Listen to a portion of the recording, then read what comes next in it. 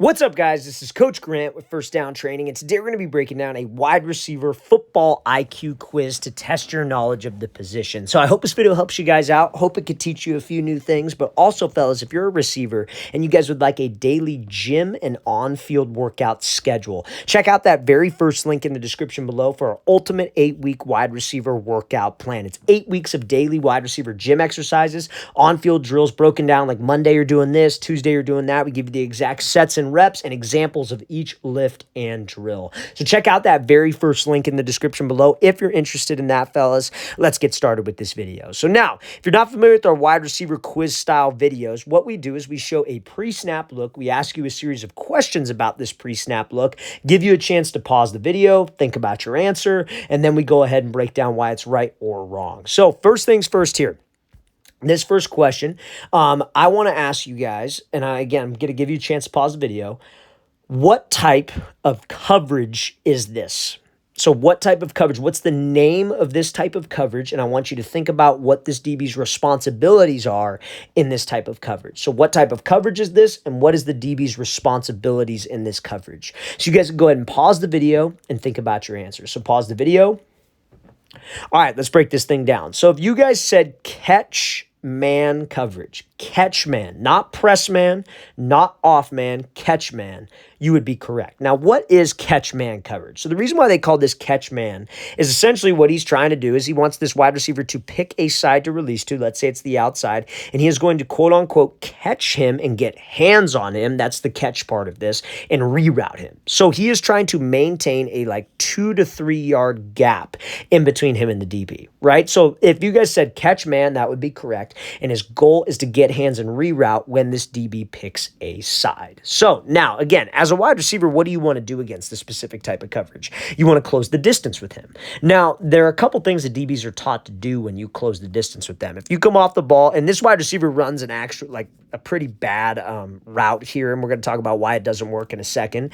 But when you come off the ball and you got this catch man coverage, like, dude, we want to close the space. We want to step on his toes. Now, when you start closing the space and trying to step on this DB's toes, what he is taught to do is to maintain that space. So he'll do something called like an inch back technique or a motor technique where he keeps his feet active and he tries to keep space between the two of us.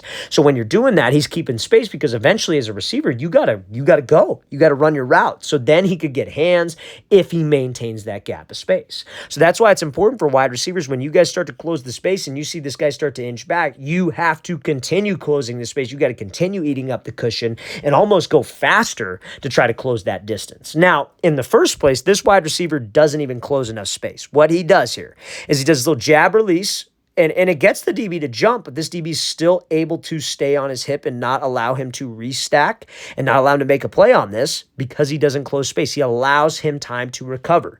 So he does this little jab to the outside, and it's a good fake. It's explosive. He's stepping outside his frame. His hips, his shoulders are selling this thing, and he gets this DB to jump. But guys, if we have this kind of space between the two of us and our goal is to stack, especially on a fade route, I still got to get to here.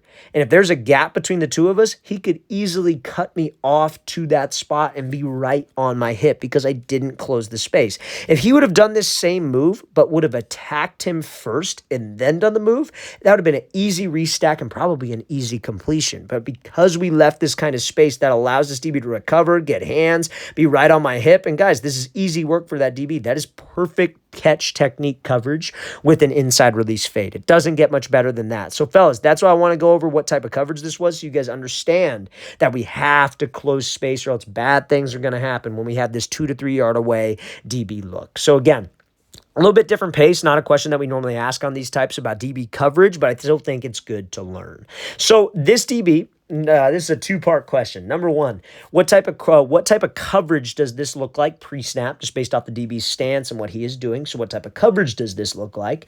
Number two, how would you guys run a like 12-yard stop route, which is essentially just a deeper hitch route versus this type of coverage? So how would you run a 12-yard stop versus this coverage, and what type of coverage is this? So you guys go ahead and pause the video and think about your answers. So pause the video.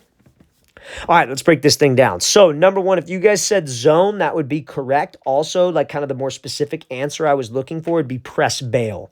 Like he's coming down the line, looks like he's going to be in press, but now he turns and he faces the inside. His eyes are to the inside. It looks like he's bailing. Looks like press bail. Looks like zone. right? So now, if you were to run a 12-yard stop, if you guys said attack his like toes and then stop, if you guys said attack his inside shoulder and his inside hip and then put the brakes on and stop, both of those would be incorrect. We would want to try to get to an area called the blind spot. So that's what Calvin Ridley does here. So I'm going to play at full speed. So anytime that a DB is in zone coverage on the outside especially, and this isn't terrible coverage, this is just a very, very good route. I honestly think there's no defense for a great route and for a great throw. Or for, I should say, for a perfect route and a perfect throw. If you have a perfect route, perfect throw, no defense can cover it. I don't care what it is. So when you have a DB like this in zone, press bail, off and cover 3 or cover 4, he has an area called a blind spot. Now, if you have to run this like stop route where you're just putting the brakes on, you want to attack that blind spot because we want to try to make him think we're running what? A fade. And when we're running a fade, what we do is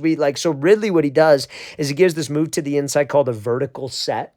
You would use this if you had to run a fade route versus press bail. You would close the space. You would give a hard fake inside, maybe get him to try to crash down, then slip outside. So that's what he's trying to make this look like. He comes up, he's closing the space, gives a hard cut inside, and then he bursts to the blind spot. Now his DB's thinking, oh crap, it's a fade. I'm in zone. I cannot get beat deep. And then when we're in that blind spot, he puts the brakes on, and he's able to run back to this ball and win this rep. So this blind spot is great for you guys to attack anytime that you have a route that requires you sitting down, like maybe a curl, a comeback, or a stop route, or when you have an inside breaking route. Because again, when you attack that blind spot, he starts to widen because that's his leverage, aka he's still outside leverage. So you create more space to the inside for yourself. The only time you'd want to attack his toes or his inside shoulder and hip would be if you have an outside breaking route like an out or a corner. That's the only time. So let's play this thing full speed one more time. Great job by Ridley working in the blind spot, getting space, and winning on this route.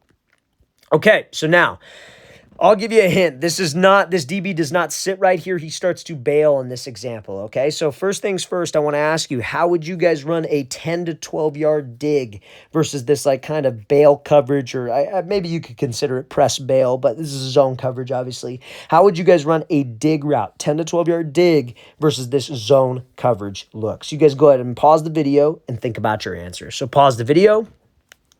All right, let's break this thing down. So this should be a simple one after the example that we just talked about. On this dig, it's inside breaking, and you have this zone coverage DB. Now, this receiver does not run a good route, and this gets locked up. But conceptually, he's correct, but we're going to talk about why this didn't work also as well.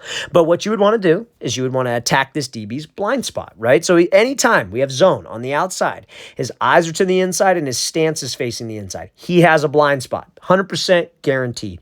Inside breaking route, like a post, like a curl, like a dig, you want to threaten that blind spot. Because again, when a DB is in zone coverage, especially when the DB is outside shade in zone coverage, what does he usually have to the inside? He has help, right? He has a linebacker up. He has a nickel. He's got a safety to the inside. So if we have to run a dig route, and let's say I just take off and go run, I'm going to be having this DB right on my hip because I didn't give him a good enough move, aka threatening the blind spot.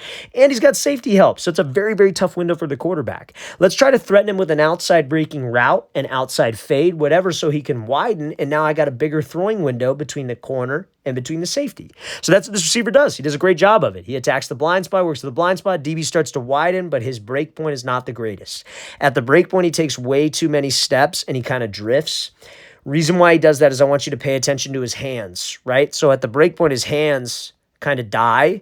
I'm not saying that you guys want to beat the drum because I hate beating the drum. I think beating the drum creates even more steps. But I want you guys to run out of that break. You get into the break, you want to drop your hips, you want to be aggressive. But guys, my hands got to stay natural. My hands dying is not natural. My hands beating the drum, it's not natural. I want to think of it like a 40-yard dash. I'm running, I'm changing levels, 40-yard dash out of there. It's a race between you and the DB to the ball. And if that DB feels your break point, you bet your ass he's breaking on that ball. And he is doing whatever possible to drive on it and make a play. So we got to make sure that we run out of our breaks. We cannot be slow because, again, playing the receiver position, it's honestly 50% knowing what to do, 50% knowing how to do it correctly. And if you guys can combine those two together, you're going to be a more successful receiver because you can know how to run routes all day long.